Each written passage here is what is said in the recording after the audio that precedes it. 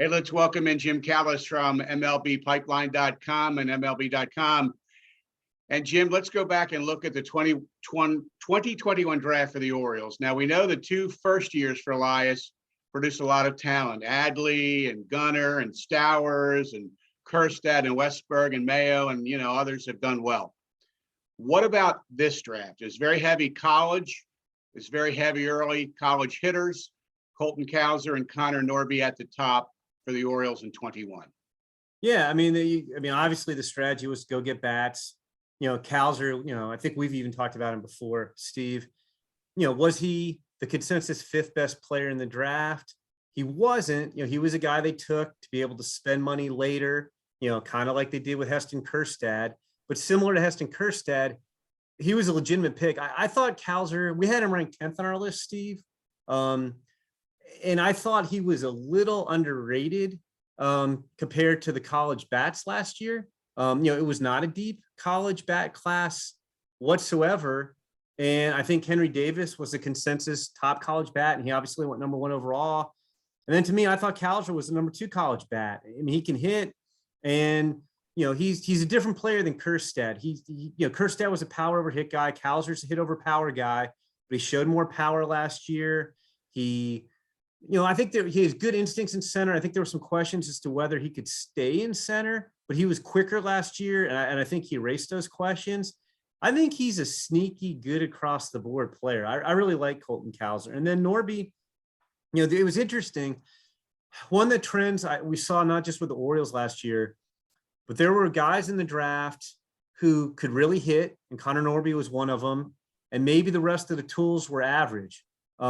Which I think was the case with Connor Norby. It was the case with Tyler Black, who was a high pick, Cooper Kinney. You can go on and on and on. But there were guys who far and away their best tool was the bat, and they went pretty high. A lot of those guys went in the top 50 picks, and Connor Norby was that guy at 41 for the Orioles. And I think he's a guy who can really hit. And when I say he's kind of average tools across the board otherwise, that's fine. That doesn't mean he's a bad player, but he's not. He was drafted in the second round, 41st overall, because he can hit. He could have 15 homer power. He might steal a few bases. He's not a blazer. He's got instincts. He's going to play second. He can't play short, but he can really, really hit. And that's why he was the 41st pick. And then, I'm sure you heard the same thing we heard. I think the design all along was to take Colton Cowser at 1 so they could get Judd Fabian from the Orioles with the second round. From Florida with their second round pick, but the Red Sox took him right in front of them. Jim, do you make anything out of the fact that in the first 2 drafts, a lot of the high picks were big school guys, Oregon State, Mississippi State, that kind of thing. And then here comes Colton Cowser from Sam Houston State, which didn't keep you guys from ranking him the 10th best player and the Orioles from taking him at 5. Yeah, no, I think talent's talent. I think obviously the Orioles are a team that looks at data as well as some of the traditional scouting stuff. And data is available on guys, not just at the premier programs. 2, Cowser played with Team USA, so he had some Team USA experience. So you got to see him against some frontline competition. Same thing with Connor Norby. They play, a lot of the better schools in North Carolina. They played Vanderbilt in the regionals. Connor Norby went up against Jack Leiter and Kumar Rocker, who, you could argue were, the 2 best pitchers in college baseball last year. So he got seen too. So no, I think, with anything, you'd have a little bit more trust if, say, Colton Cowser and Connor Norby were in the SEC or the Pac-12 or something, where you saw them against top competition every weekend. But there are some good pitchers in those conferences too. So I think it just shows that, again, if Adley Rutschman played at Sam Houston State, I think Adley Rutschman still would have been the number 1 pick. You felt even better about Adley Rutschman because he had played at Oregon State and he'd played in the College World Series. But you're scouting the tools, you're looking at the stats, you're analyzing the data, and you could do all that. It's not quite the same level of competition, but Colton Cowser faced enough good pitchers. I think you feel pretty good about it. What do you make, Jim, of, I guess that we could call it a strategy? The Orioles would contend as the first 10 rounds went on, they had pitchers all over the board. When it came their time to pick, they only took 1 pitcher in the first 10 rounds because they liked other guys for that specific pick. For an organization that's pitching poor at the major league level in 2020, was that a mistake? I don't know. You can really say it's a mistake because talent's talent. I mean, you can't. I mean, there are a couple teams like I think the Angels drafted literally all pitchers and no hitters Right. last year. They went the other direction. I mean, you know me, Steve. Over the years, I've told you. To me, talent's talent, and you got to take the best player. You know, in a typical draft, you know, you get everybody gets excited about their drafts. You know, like this promise of all these new players in the organization. But in a typical draft, the industry as a whole, there's maybe 6 or 8 true stars, and then maybe a couple dozen players who are, you know, have like a nice 5-year run as solid players, and everybody else has up and down careers. Like every year I do a redraft of the draft from 10 years previously. And then by the end of the first round, I'm putting guys like Stephen Vogt and Tommy Hunter. I mean, these are not superstars, but Stephen Vogt was one of the 30 best players drafted the year he was drafted. There just aren't enough. There aren't a ton of like great players in the draft.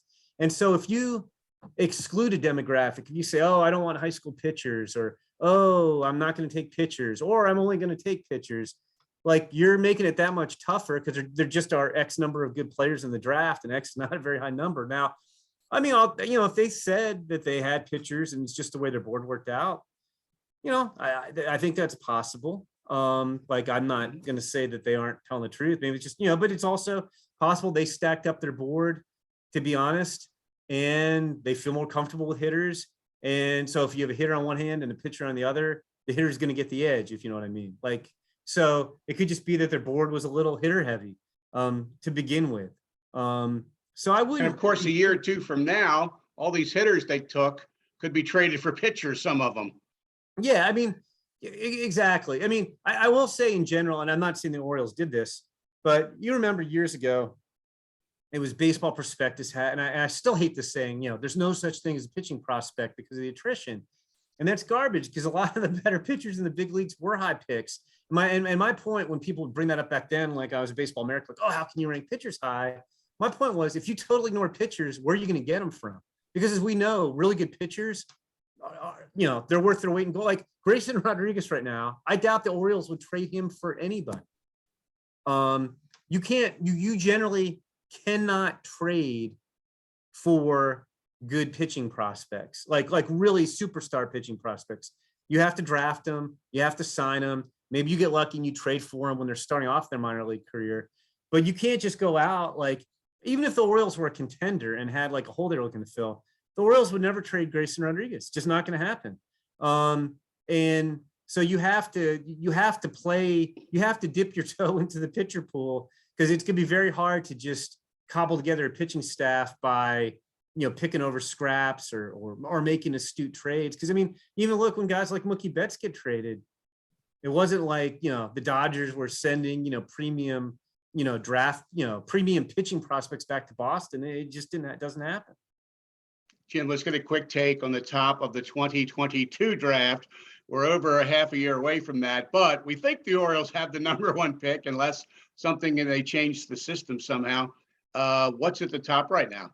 Yeah, well, I guess technically I'm not supposed to comment on anything with the CBA, but I will say this. I don't think they're going to change the system retroactively. Like there is talk that, you know, we've heard rumors. I'm sure you've heard the same rumors, Steve, that like they might say team can't pick in the top 5 3 years in a row, or they might have a lottery for the top 3 picks. But generally, baseball doesn't make those changes retroactively. So I'm going to be confident. I'm going to say the Orioles are going to have the #1 pick next July, Steve. I think we can bank on that. And coincidentally, the way this draft is lining up, it's hitter heavy at the top of the draft. So I guess I won't use the expression bet my life because I don't want to die. But I think it's pretty much a lock. The Orioles are taking a hitter with the #1 pick, given what we know about this draft crop right now. The hitters, both on the high school and college side, are really deep. You know, especially we're talking top of the draft guys. There isn't a college pitcher who belongs at the top of the draft right now. A lot of them have been hurt. You know, I do not, Steve. I mean, I'm sure you're with me. I don't think either of us see the Orioles taking a high school right-hander #1. Do you? Like nobody's ever done that. I don't think the Orioles are going to be the first team to do that. Do you? No, I don't. But I will say, ironically, this, Jim, back the only time in the history of the Orioles they took high school pitchers first 2 years in a row was DL Hall and Grayson Rodriguez, and they're so far, knock on wood for them, they look good, but that they neither one, of course, was 1-1. That's Well, very yeah, exactly. Like different Dylan Lesko's the best high school pitcher, and he's really good, but I don't think he's going 1. But anyway, here we are. We're at least 7 months out from the draft, 7 months and probably a week or so. But I would think, I mean, right now, they're like, I don't think there's a clear cut number 1. So it'll be all kinds of interesting draft stories from the Orioles' perspective going forward. But there's some really good high school hitters. Andrew Jones's son, Drew, is a center fielder, high school kid from Georgia. Man, he's loaded with tools. He kind of reminds me of his dad, Steve. You have Termar Johnson, another high school kid from Georgia. He's the best high school hitter who I think has come around in a long time. I've had guys put 80 on his bat. I might go 70, but it's really, really good bat. You've got Elijah Green, who's the son of Eric Green, who I think played for the Ravens at one point, didn't he, Steve? I know he played for the Steelers. But the tight end, NFL tight end, Elijah Green probably has the best all-around tools in the draft. He's real exciting. And on the college side, you have guys like LSU third baseman Jacob Berry, Cal Poly shortstop Brooks Lee, Texas Tech infielder Jace Young. So it's a really good crop of hitters. But I will make, and I don't even think it's a bold prediction, Steve. I'm telling you, 7 months early, the Orioles will take a position player at 1-1. All right, sir. We'll know. I would say soon enough, but it won't be soon. It'll be a few months down the road. Always love talking about draft picks, Jim, with you, whether they're the ones the Orioles already made or ones still to come. And appreciate you taking time today. Always great talking to you, Steve. Thanks.